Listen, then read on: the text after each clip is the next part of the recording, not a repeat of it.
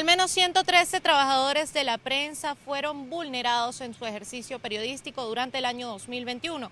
Así lo señaló el informe 404 Democracia No Encontrada, presentado este lunes por la organización no gubernamental Redes Ayuda. Desde la organización indicaron que en total se registraron 93 ataques a la libertad de expresión, siendo el pasado 21 de noviembre, durante las elecciones regionales, el día más violento para la prensa. Desde el año pasado hemos visto un incremento en cuanto a los ataques de la prensa y si bien es cierto, en el año 2021 disminuyó un poco, lo que no disminuyó fue el contexto en el que los periodistas ejercen su trabajo. Hoy que hablamos del Día del Periodista, hoy nosotros precisamente hemos querido aprovechar la ocasión para denunciar que el año pasado hubo 93 casos de ataques a la prensa y 113 víctimas, 113 trabajadores que lo que hacen es salir a la calle para darle la información a los ciudadanos. Y lo que sucede en esto es que se vulneran varios derechos a la vez. No solamente vulneras el derecho que tienen los periodistas de ejercer su profesión, sino también les vulneras a los ciudadanos el derecho que tienen de acceder a la información, el derecho que tenemos todos nosotros. Y lo haces cada vez que bloqueas un sitio web, lo haces cada vez que algún tipo de autoridad le restringe a los periodistas poder ejercer su profesión, poder salir a la calle, poder entrevistar personas, poder investigar y sobre todo poder publicar las cosas que se recogen en la calle. En total, además, el informe dio cuenta de 14 bloqueos a páginas web, 8 detenciones e imputaciones, 27 amenazas y hostigamientos varios. Venezuela se encuentra inmersa en un escenario represivo caracterizado por las violaciones a los derechos humanos, la censura, la desinformación y la opacidad, haciendo que el trabajo periodístico sea fundamental. Sin embargo, durante el año 2021, el régimen de Nicolás Maduro continuó criminalizando, hostigando y limitando las labores informativas en Venezuela, siendo estas fundamentales para mantener a los ciudadanos informados, sobre todo en situaciones de interés público donde es esencial el acceso a información veraz y oportuna. Desde Redes Ayuda alertan que la crisis de la información para la prensa venezolana pudiera acrecentarse con la aprobación de diversas leyes, como por ejemplo la reforma a la ley resorte o la ley de telecomunicaciones, las cuales están siendo discutidas por la Asamblea Nacional electa en 2020. Desde Caracas, Venezuela, Irene Mejías. La organización no gubernamental Coalición por los Derechos Humanos y la Democracia presentó la actualización de su informe Torturas en Venezuela 2022. En el primer caso, referente al acceso a la justicia por parte de las víctimas, pudimos apreciar que en el 100% de los casos a los familiares se les colocan obstáculos para poder denunciar los casos de tortura. Esto ha traído como consecuencia de que en muchas oportunidades los familiares no pueden denunciar porque los funcionarios encargados de recibir estas denuncias o no las reciben o desconocen la legislación en esta materia. Los abogados detallaron que solo 30% de las denuncias realizadas por presuntas torturas han sido respondidas por parte del Ministerio Público o la Defensoría del Pueblo. También pudimos registrar, y aquí voy a mostrar una gráfica para que puedan apreciar, por ejemplo, de los casos que hemos denunciado de la coalición, del 100% de los casos, solamente el 30% ha sido contestado. Y la respuesta que nos han dado fundamentalmente es pidiéndonos información para poder ampliar las denuncias, pero en el 80% de los casos denunciados no hemos tenido respuesta. A pesar de las acusaciones, las autoridades judiciales no han abierto investigaciones eficaces contra los cuerpos policiales. Que parecieran quedarse en un limbo o que no se hiciese ningún tipo de acción, en realidad lo que debería haber es una investigación con respecto a las denuncias que se están haciendo. Y si bien en algunos casos hemos recibido llamadas de la Defensoría del Pueblo y de la Fiscalía, no se ha iniciado formalmente una investigación para determinar la responsabilidad de estos casos, de estas denuncias de torturas que se han realizado. Es decir, que estamos prácticamente en cero porque no hay una investigación, y mientras no haya una investigación y no haya una determinación de responsabilidades, va a seguir habiendo impunidad en el país.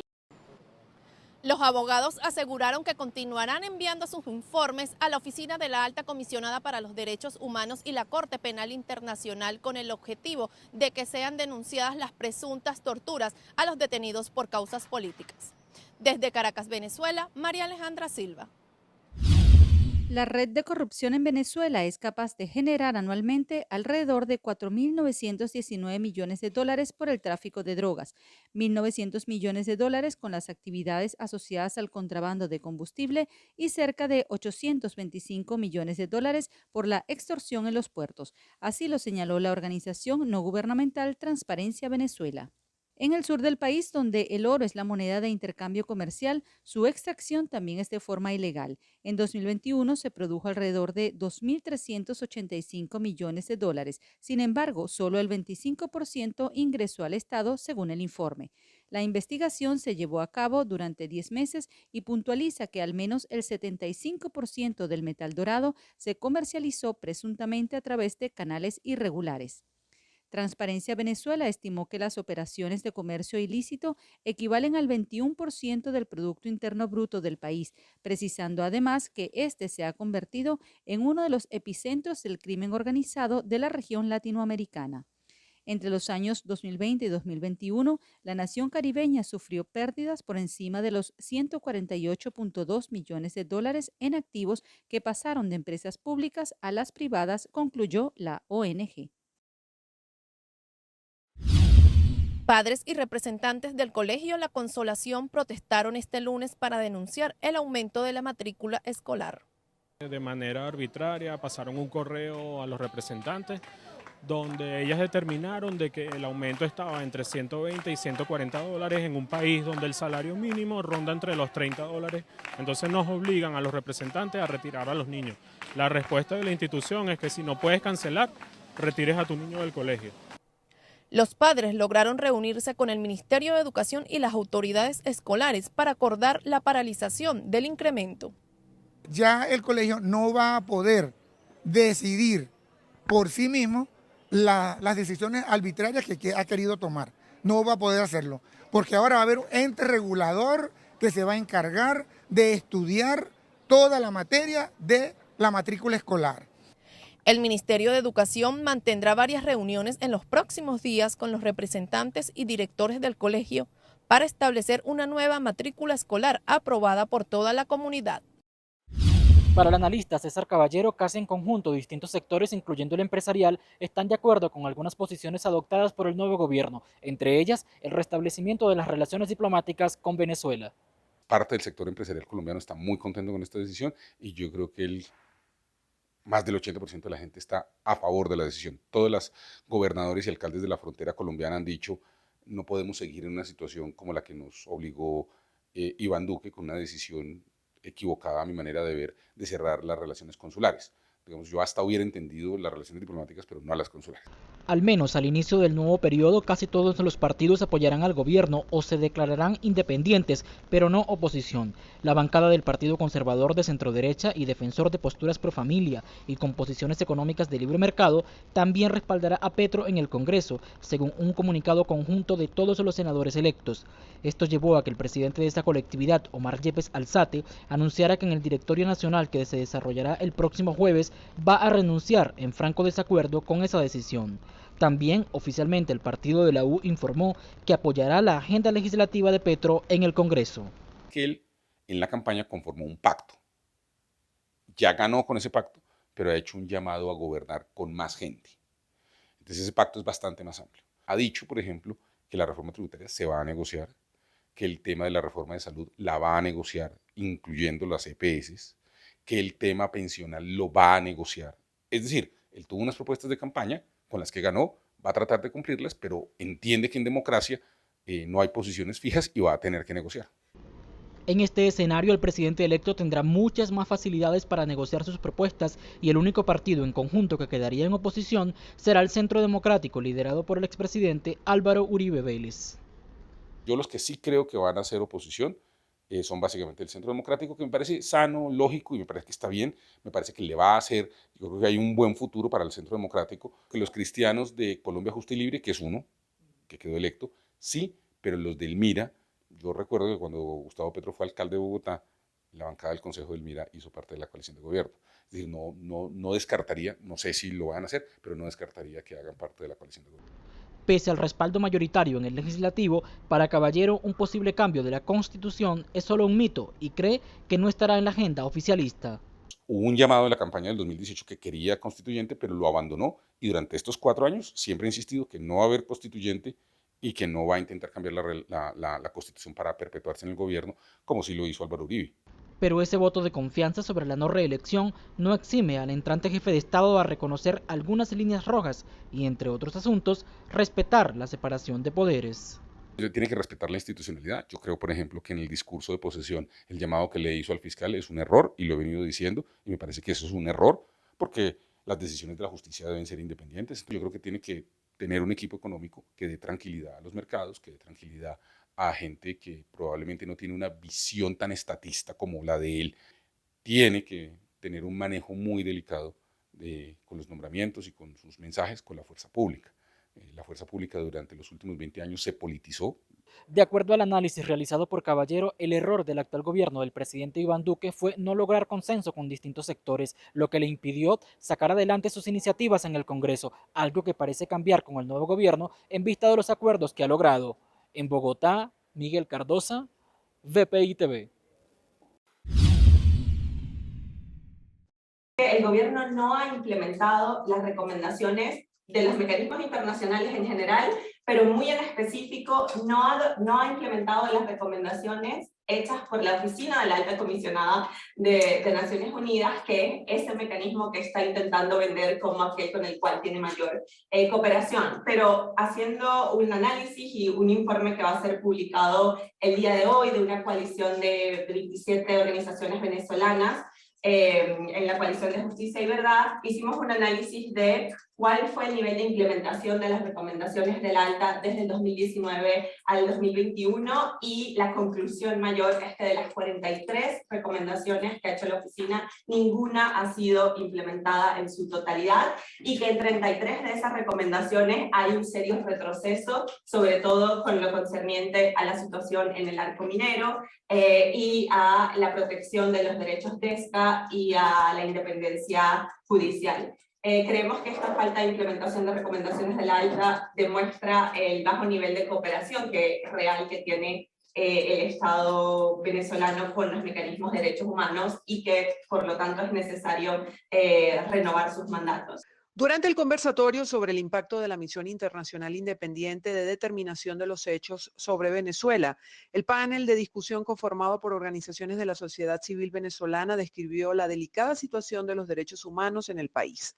Eduardo Trujillo, director del Centro de Derechos Humanos de la Universidad Católica Andrés Bello, aseguró que en el informe 2019 de la Misión de Determinación de Hechos hay más de 40 casos de presuntos crímenes de lesa humanidad, y las recomendaciones en dicho informe no fueron cumplidas por la administración de Maduro. Una de las cosas que señaló la misión es que se debía garantizar que ninguna persona fuese arrestada o detenida, excepto en cumplimiento de una orden judicial o en el acto de cometer un delito. Estas son cuestiones que están dichas en nuestra Constitución y en nuestra legislación interna, pero que en la práctica no se cumplen en el país. En segundo lugar, manifestó la necesidad de garantizar la independencia e imparcialidad del Poder Judicial y de cesar todas las prácticas que interfieran con la independencia judicial. La selección del nuevo Tribunal Supremo de Justicia en sí mismo es un hecho que atenta contra esta recomendación emitida ya en 2020 por esta misión. Por su parte, Alessandra Pina, directora de los programas en Latinoamérica y el Caribe de la organización Freedom House, afirmó que las reformas judiciales en Venezuela no han sido positivas. El sistema de justicia venezolano no es un sistema que puede garantizar las investigaciones creíbles, que puede establecer la verdad. Y sabemos que para tener justicia, el primer punto es establecer la verdad de los hechos, de lo que pasó. Hay una interpretación a nivel internacional que la situación en Venezuela no es tan grave como era antes, pero en realidad los números que nos dan a las organizaciones venezolanas que documentan las violaciones de derechos humanos siguen siendo altamente preocupantes. Por otro lado, la coordinadora de incidencia internacional del Centro de Justicia y Paz, Sara Fernández, señaló que en el contexto electoral aumentan las presuntas violaciones a los derechos humanos en Venezuela. Lo que las organizaciones hemos visto es que cuando estamos en periodos electorales, los patrones de persecución se acentúan y por eso la dimensión preventiva que puede tener el renovar los mandatos de la misión y de la alta van a ser muy importantes, no solamente para prevenir o generar un muro de contención para que no se incrementen los patrones de persecución, pero también para poder documentar las violaciones que ocurran en el contexto electoral. Según las organizaciones no gubernamentales venezolanas, en 33 de las recomendaciones hechas por la Alta Comisionada de las Naciones Unidas para los Derechos Humanos, se ha registrado un retroceso evidenciado en detenciones arbitrarias, poca separación de poderes y en los derechos económicos, sociales y culturales. El secretario ejecutivo de la Plataforma Unitaria Democrática, Omar Barbosa, anunció la celebración de primarias presidenciales del bloque opositor para el 2023. Le proponemos a todo el país una elección primaria para seleccionar al candidato o candidata de la unidad para las próximas elecciones presidenciales. La fecha de la elección primaria la definiremos antes de finalizar este año 2022 y su realización se producirá durante el año 2023. El dirigente político aseguró que los partidos de oposición que no formen parte de la Plataforma Unitaria Democrática podrán postular a su candidato en las primarias presidenciales. Este proceso no está concebido para que participen solamente los candidatos postulados por partidos políticos que integran la Plataforma Unitaria Democrática. Esta primaria la estamos promoviendo y la vamos a organizar para que participen todos los demócratas que quieren un cambio en nuestro país. La dirección será llevada por una comisión electoral integrada por distintos actores de la sociedad venezolana con el fin de garantizar la transparencia del proceso. La dirección de este proceso de primaria la ejecutará una comisión electoral nacional de primaria que estará integrada por personas honorables con credibilidad que le transmitan confianza a los candidatos, a los electores y al mundo, de que se trata de un proceso rodeado de garantías para que los derechos de todos sean respetados. La Plataforma Unitaria Democrática habilitará una página web a partir del 1 de julio para que los ciudadanos puedan proponer sus ideas y así ayudar a construir este proceso electoral de cara a los comicios del 2024. Desde Caracas, Venezuela, María Alejandra Silva. Ante la inminente llegada de un ciclón tropical a Venezuela, la Federación Médica del país alertó que los hospitales no cuentan con la infraestructura necesaria para hacer frente a una crisis de este tipo. No solamente es el hecho de que no hay insumos ni medicamentos, el hecho es que la infraestructura no tiene mantenimiento. Hay hospitales que se han caído del techo completamente en algunas zonas en unas épocas de lluvia. El 83% de los hospitales no tiene agua. Y si tiene es a cuentagotas y es auxiliado por camiones cisterna. El 90% de los hospitales no tiene plantas eléctricas auxiliares o están dañadas o tienen muchísimo tiempo que no son revisadas, que al irse la luz no encienden automáticamente y tienen que ir de pronto a alguien que conozca dónde está el sitio, buscar la llave y abrirla y prender eso en media hora. Y si estás operando, ese paciente en media hora dejó de existir. Natera además ratificó que en la actualidad hay unos 40 galenos que se encuentran judicializados por la administración de Nicolás Maduro en los estados Bolívar, Trujillo, Lara, Apure, Zulia, Carabobo y Distrito Capital. Y allí entonces tenemos una cuarentena de médicos entre investigados, presos o en presentaciones de cosas que no hicieron. Ayer dejaron libre en Trujillo a un colega sin ningún tipo de demostración que haya hecho nada. Y de paso sin ninguna disculpa. El presidente de la Federación Médica exigió a la administración de Nicolás Maduro reuniones que permitan conversar acerca de la situación en la dotación hospitalaria, que aseguró solo es de un 3% de inversión en el país. Por último, exigieron respuestas a los recursos introducidos en la Defensoría del Pueblo, Ministerio Público y ante el propio Poder Ejecutivo por la situación hospitalaria actual. Desde Caracas, Venezuela, Irene Mejías. Muy buenas tardes. Hacemos este contacto desde la ciudad de Coro, aquí en el estado Falcón. Ya las autoridades y protección civil se mantienen en alerta para lo que será la llegada del ciclón tropical número 2. Ya fueron instaladas las salas situacionales en los municipios, pero vamos a conversar con Joe Cabos, quien es el director de protección civil en el estado Falcón, para que nos hable de ya si ustedes tienen previsto para cuándo sería la llegada de las lluvias con intensidad en la región. Sí, ciertamente, como lo dijo nuestro presidente el día de ayer, se instalaron todo lo que son a través del sistema de alerta temprana a nivel nacional, regional y municipal, las diversas salas situacionales con la finalidad de monitorear el paso de lo que se inició como depresión tropical y actualmente tiene categoría de ciclón tropical número 2. En su trayectoria, en el paso por el territorio falconiano, según las simulaciones proyectadas, estaremos esperándolo aquí entre el día 29 y 30, o sea, noche del 29 y inicios de la mañana, que ingresará este fenómeno a lo que son las costas del estado Falcón. Según las simulaciones que hemos visto en días anteriores, el impacto que viene siendo la trayectoria de este ciclón tropical es de manera directa hacia Falcón.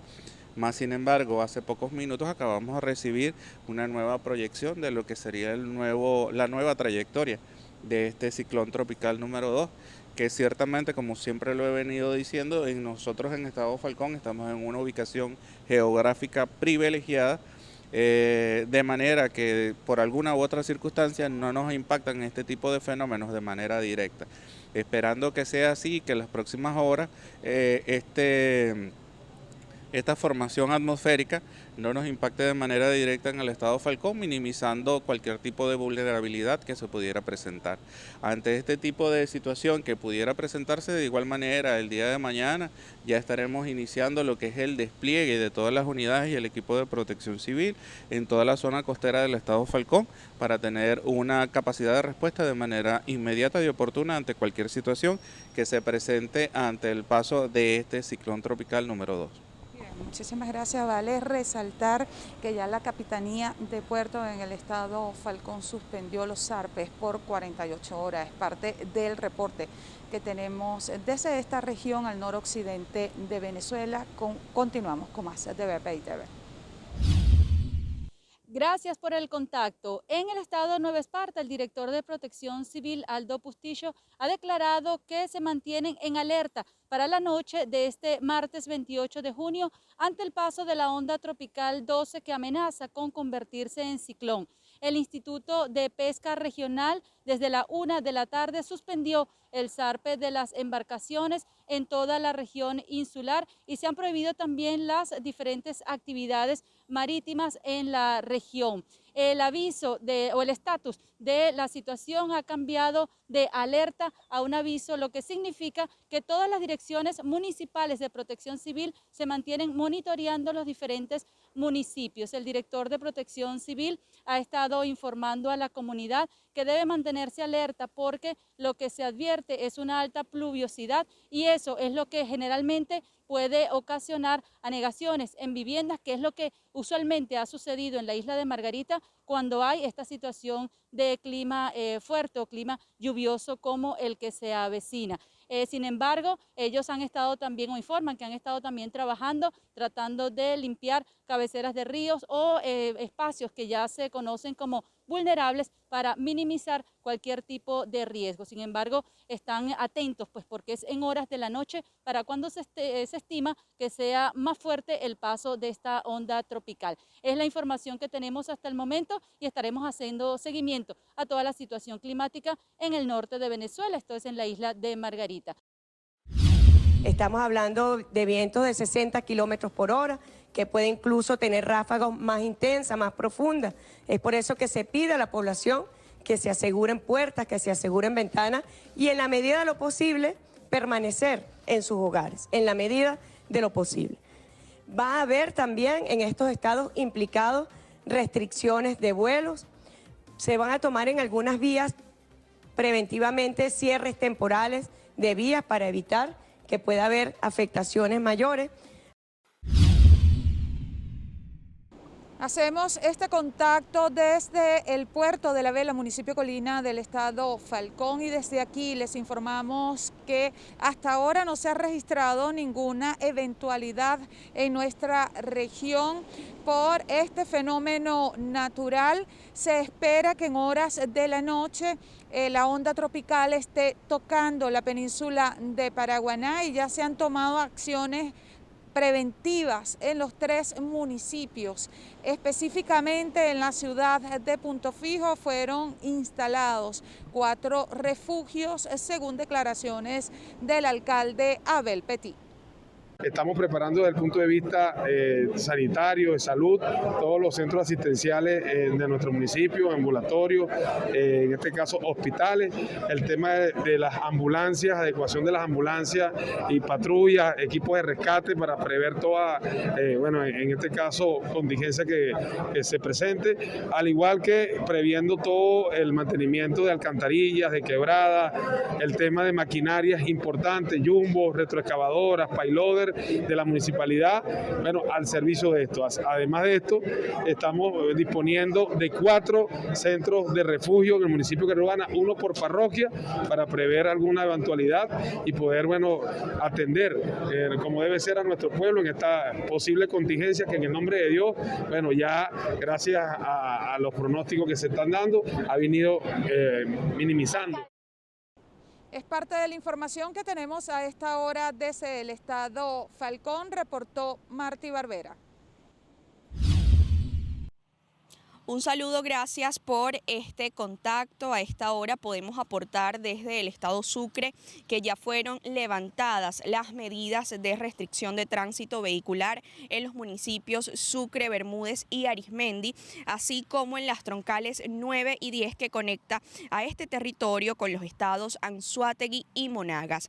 Con respecto a la prohibición de zarpe, todavía se mantiene en este y, por supuesto, en el resto del país. A esta hora el Observatorio Meteorológico de Cumaná, la capital del estado, informa que existe nubosidad modulada precisamente por el paso de esta onda tropical que ahora arropa el este del estado Sucre, mientras pueden haber convecciones dando posibilidad también a que se generen algunas lluvias, no solo en Sucre, sino también en Monagas y Anzoátegui. Por supuesto que las actividades académicas continúan suspendidas por lo menos hasta el día de mañana y nosotros estamos esperando alguna información extra por parte de las autoridades del gobierno regional.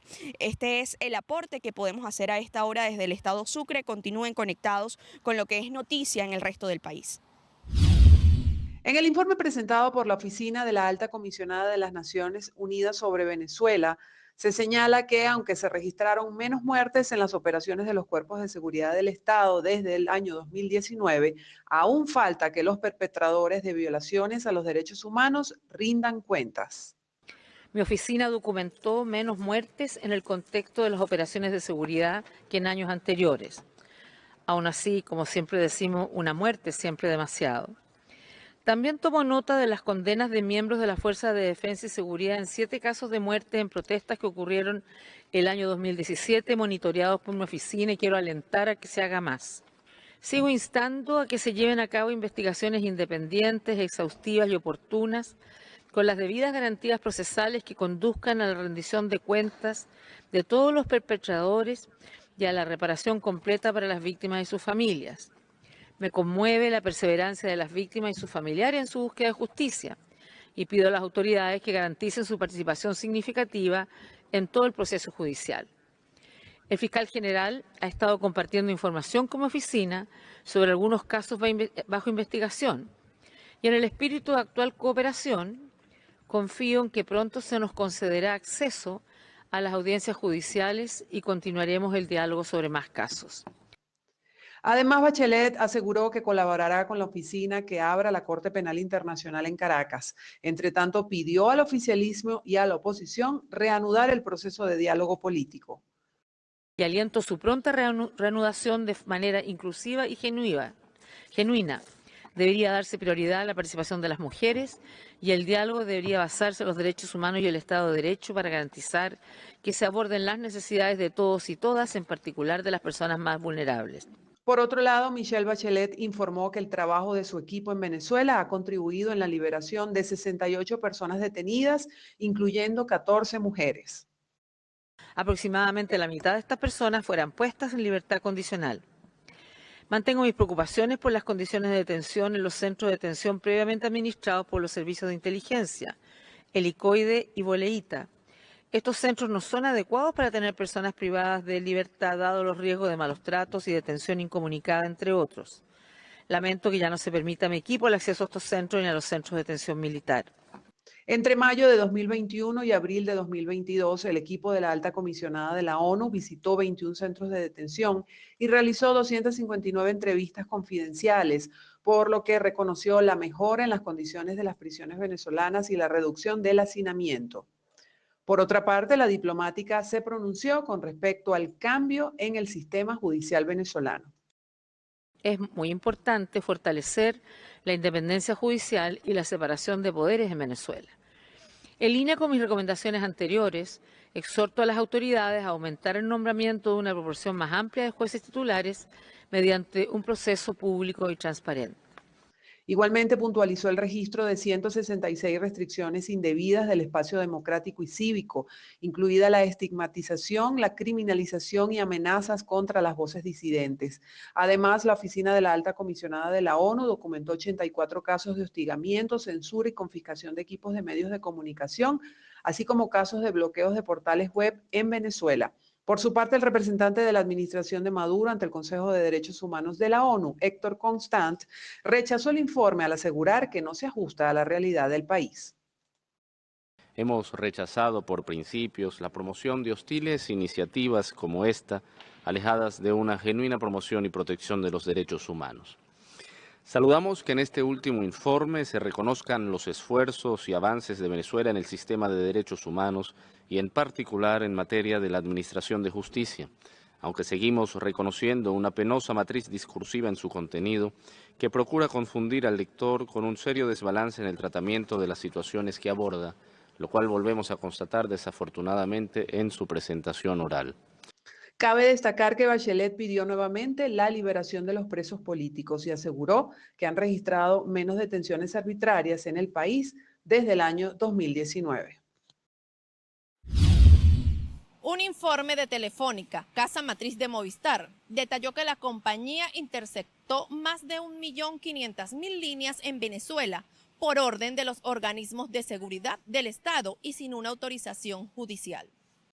Las leyes venezolanas hablan que estas órdenes de intercepción de comunicaciones tienen que venir de un juez. O sea, tiene que ser una orden judicial, puede ser por interés de la Fiscalía o el Ministerio Público, y le hace esa solicitud al juez, y si el juez la aprueba, entonces ya está autorizada el Ministerio Público para exigirle a la operadora de telefonía que haga esa interceptación de comunicaciones.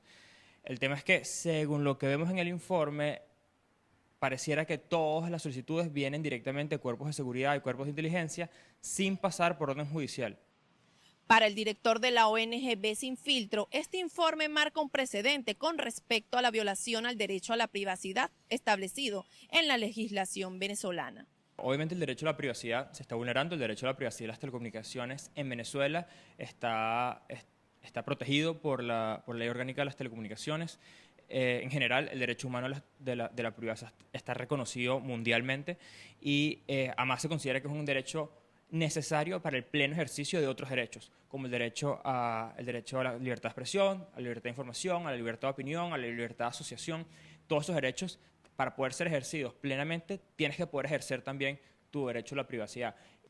En 2017, la administración de Nicolás Maduro pidió 234.932 intersecciones de líneas a Movistar. Pero en 2021 se registraron 861.044 peticiones. Actualmente, cerca de 20% de las líneas telefónicas se encuentran intervenidas, siendo la cifra más alta de los países en donde Movistar mantiene operaciones. Aquí lo sorprendente para nosotros y para el resto del país es que sean tantos números telefónicos, que aquí lo que nosotros suponemos es que no solamente quienes se oponen a Nicolás Maduro son las víctimas de este tipo de intervenciones, sino también las personas que pueden estar afectadas y pueden formar parte del círculo cercano de quienes ocupan el poder. Ante el desconocimiento de los usuarios, Ve Sin Filtro recomendó utilizar aplicaciones encriptadas que no pueden ser intervenidas. La recomendación es a no hablar de temas sensibles, sobre todo temas sensibles políticamente, por llamadas de teléfono ni por mensajitos de texto. Por lo general, incluso, digamos, cualquier cosa que puedas pasarlo a una llamada de un sistema encriptado por internet sería mejor. Entonces, ¿sabes? Pueden usar Signal, que Signal es la app de chat, es muy parecida a WhatsApp, más recomendada por temas de privacidad. Incluso WhatsApp es una mejor alternativa que una llamada convencional o un mensajito de texto. Escribir por WhatsApp, una llamada WhatsApp es mejor que llamar por teléfono porque ellos no pueden interceptar el contenido de las comunicaciones de WhatsApp. Para los defensores de los derechos digitales, este informe reveló una nueva cara del autoritarismo del Estado venezolano y el incremento de las violaciones de los derechos humanos. Desde Caracas, Venezuela, María Alejandra Silva.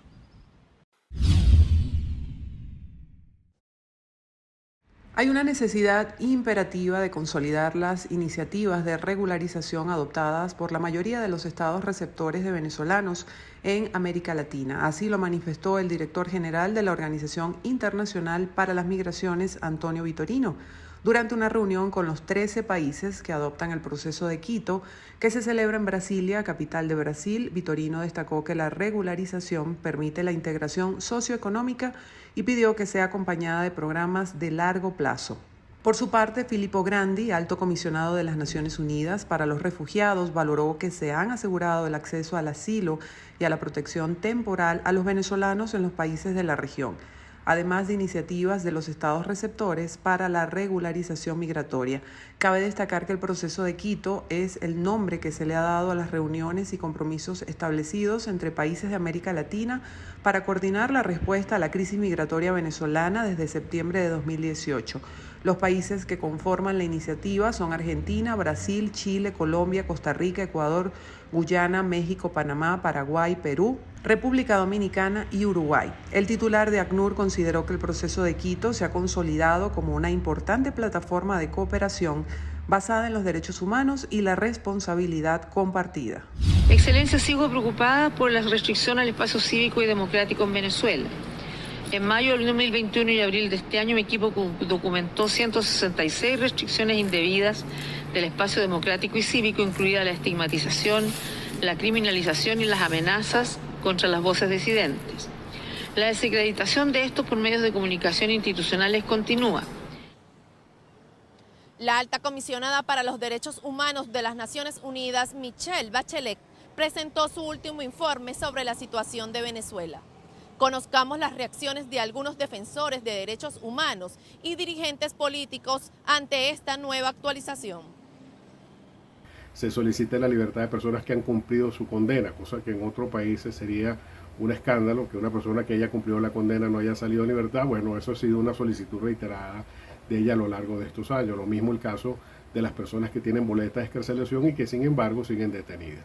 Señaló que se le estaba negando el acceso a los centros de detención del DGCIN y del SEBIN, una vez más poniendo de manifiesto cómo el gobierno dice que está mejorando las cosas, pero no se atreve a que los altos funcionarios de la oficina de la alta comisionada puedan evidenciar en el terreno las mejorías, si es que las hay, de los detenidos políticos.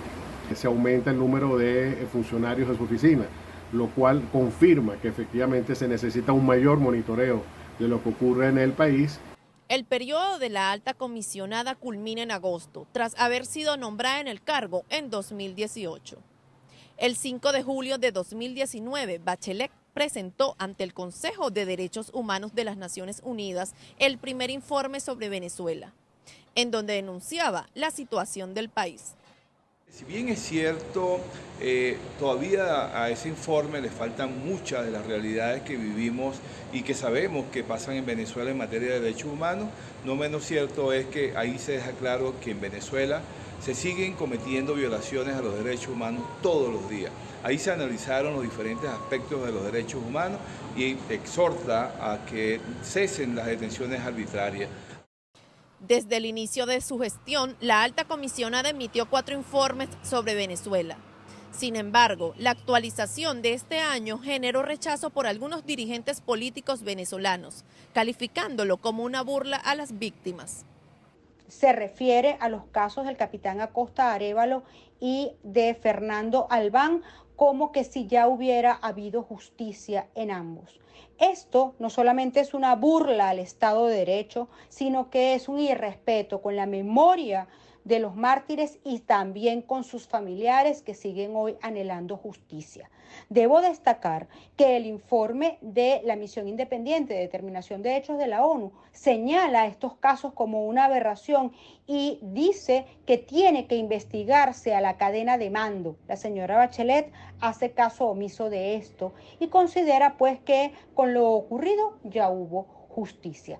Saluda la supuesta eliminación de las FAES y en primer lugar, eso no es cierto, no han sido eliminadas. En segundo lugar, hay nuevos cuerpos de represión que están, entre otros, integrados por funcionarios que vienen de FAES y que llaman, por ejemplo, GOES. Ninguno de los puntos que toca la señora Bachelet en su informe son adecuados para la grave crisis que hoy vive Venezuela y mucho menos honran la necesidad de tener justicia en nuestro país. Los defensores de los derechos fundamentales consideran importante mantener activos los mecanismos internacionales para la defensa de los derechos humanos, hasta que el Estado venezolano los garantice y exista un verdadero compromiso. Desde Caracas, Venezuela, María Alejandra Silva. El encargado de negocios del Reino de España en Venezuela, Ramón Santos, se mostró este jueves complacido por un nuevo acercamiento entre la administración de Nicolás Maduro y la oposición venezolana para un nuevo capítulo del diálogo. España favorece el diálogo, España favorece los acuerdos. España ve con muy buenos ojos y está dispuesto a colaborar en lo que pueda, si puede, si se le requiere, para impulsar un diálogo entre gobierno y oposición que lleve a la reconciliación y que lleve a unas elecciones libres, transparentes, equilibradas. Con respecto a la reactivación de las operaciones de la petrolera Repsol en suelo venezolano, Santos señaló que se ha otorgado una licencia, la cual consideran generará un impacto positivo en la industria. Se ha hecho público que Repsol y la italiana Eni tienen una licencia para poder cobrar las deudas que genera la producción de gas. El pozo Cardón 4, que está en Maracaibo, provee de gas a todo el occidente del país diariamente y la licencia obtenida permite efectivamente poder cobrar ese gas, ¿no? Como ustedes saben, hay conversaciones que están en marcha, está apareciendo en todos los medios, conversaciones de Chevron con las autoridades de PDVSA y con las propias autoridades de Estados Unidos y bueno, si se obtiene alguna otra licencia, pues confiamos en que eso afecte también favorablemente a las compañías europeas. Las declaraciones fueron realizadas durante la presentación del espectáculo de zarzuela Los Gavilanes, un espectáculo que combinará el teatro con la música y la comedia. La zarzuela Los Gavilanes se estará presentando en la Concha Acústica de Bellomonte, al este de la capital venezolana, el próximo 9 de julio, con un montaje que incluirá a más de 100 personas en escena. Desde Caracas, Venezuela, Irene Mejías.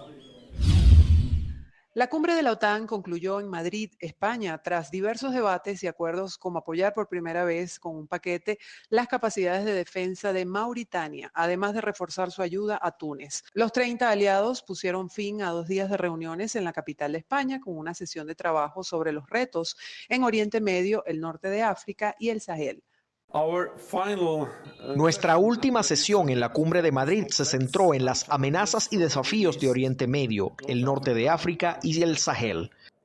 La inseguridad en estas regiones tiene una repercusión directa en la seguridad de todos los aliados, y nuestro concepto estratégico identifica el terrorismo como una de las principales amenazas para nuestra seguridad. Por su parte, el presidente de Estados Unidos, Joe Biden, advirtió a su homólogo ruso, Vladimir Putin, que la alianza es más fuerte. Le dije a Putin que si invadía Ucrania, la OTAN no solo se fortalecería, sino que estaríamos más unidos y que veríamos a las democracias del mundo levantarse y oponerse a la agresión y defender el orden basado en normas. Eso es exactamente lo que estamos viendo hoy. Esta cumbre se trataba de fortalecer nuestra alianza, de hacer frente a los retos de nuestro mundo actual y a las amenazas que vamos a afrontar en el futuro. Entre tanto, el presidente francés Emmanuel Macron aseguró que Rusia no puede ganar la guerra. Además, afirmó que la OTAN vela por la seguridad euroatlántica. La OTAN no es una alianza contra China, es una alianza por la paz y la seguridad colectiva en el espacio geográfico euroatlántico. Pero debemos tener en cuenta que por una parte el desafío sistémico que supone el aumento de la potencia china en este espacio y por otra que la asociación entre China y Rusia tiene como objetivo la contestación del orden internacional.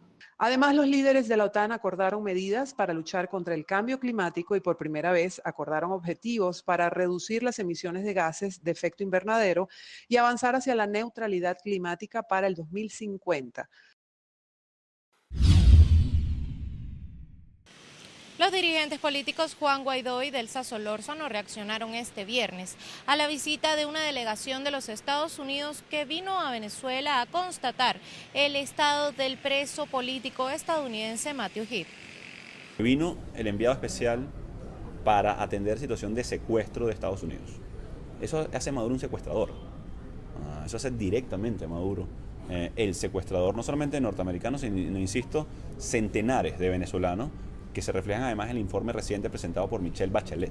Políticos. Que tenga que venir un gobierno con el encargado de rehenes a hablar con quien usurpa el poder en Venezuela, evidencia que hay prisioneros políticos y que esos prisioneros políticos están allí por órdenes del dictador. Así de simple.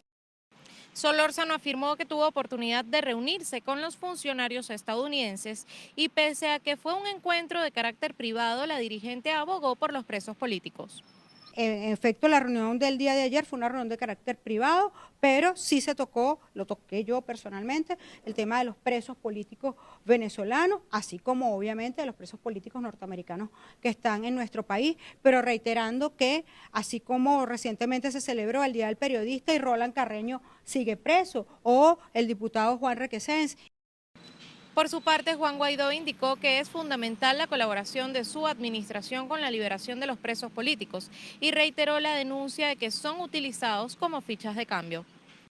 El logro de la libertad de un preso político es muy complejo y yo lo he dicho en muchas ocasiones, la dictadura los utiliza como fichas de cambio. Lo hemos visto en el pasado, sucedió con Freddy Guevara, sucedió en el pasado con muchos de los que llamamos la puerta giratoria. Liberan 2 o 3 presos, encarcelan, persiguen a 4 o 5 más, secuestran a jóvenes pintando un graffiti, nos agreden de manera muy violenta en los estados de Venezuela, nada de eso nos detiene. Ahora, no podemos perder el impulso y la insistencia de la libertad de los presos políticos norteamericanos, civiles, militares, venezolanos y alrededor del mundo. Ambos dirigentes aseguraron que no tienen conocimiento o alguna certeza de si esta será la única visita de dicha delegación estadounidense al país. Desde Caracas, Venezuela, Irene Mejías. Nini Joana Unzuga David, alias La Negra, hermana del capo, alias Otoniel, fue extraditada a Estados Unidos este 1 de julio. La mujer estaba solicitada por ser la jefa de finanzas del Clan del Golfo y liderar el lavado de activos de esa organización criminal, producto de negocios con carteles internacionales para el envío de cocaína a diferentes países.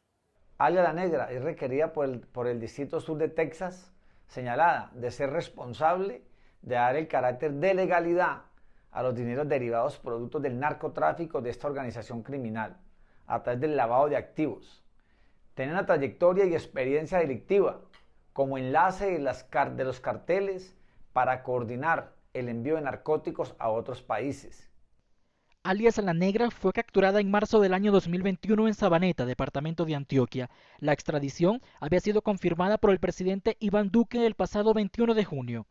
Este viernes, junto a ella, también extraditaron a Luis Eduardo Carvajal Pérez, conocido como alias Rambo, exmiembro de la columna Daniel Aldana de las FARC, quien había sido capturado en julio de 2018 en Caquetá y es señalado de incluir a otros narcotraficantes como guerrilleros para que recibieran los beneficios del proceso de paz. También enviaron a Estados Unidos a Jamison Cuero Perlaza, considerado el rey de los semisumergibles y, según las autoridades, estaba encargado de la recolección y procesamiento de estupefacientes para las disidencias del Frente 30, así como también era el coordinador de rutas marítimas para el envío de droga a Centro y Norteamérica. Este sujeto había sido capturado en octubre de 2020 en el departamento de Nariño. Otro extraditado fue Alexander Serna Giraldo, alias El Loco, acusado de ser uno de los capos ocultos del norte del Valle del Cauca, quien fue piloto y controlador aéreo del aeropuerto de Santa Ana de Cartago. De acuerdo a la versión oficial, El Loco, capturado en octubre de 2021, enviaba mensualmente 10 toneladas de cocaína a través de avionetas con destino a México y Guatemala. Los otros extraditados fueron alias El Cura, Compa y Franklin. Este último fue enviado ayer jueves 30 de junio. Adicionalmente, se encuentran en fase administrativa final los procesos de extradición de los también integrantes del Clan del Golfo, Johnny Cano Linares, Camilo Enríquez Hernández Torres, Jorge Eliezer Castaño Toro alias Plástico y Juan José Valencia Zuluaga alias Falcon o Andreas. En consecuencia, durante el gobierno del presidente Iván Duque se han logrado 724 extradiciones efectivas y durante mi gestión como ministro de Justicia y del Derecho van 387 extradiciones efectivas. La extradición de todos los señalados se llevó a cabo desde el aeropuerto militar de Catán, donde habitualmente funcionarios de la Policía Nacional entregan a los solicitados a los agentes de la DEA para que se encarguen del traslado. En Bogotá, Miguel Cardosa, VPI TV.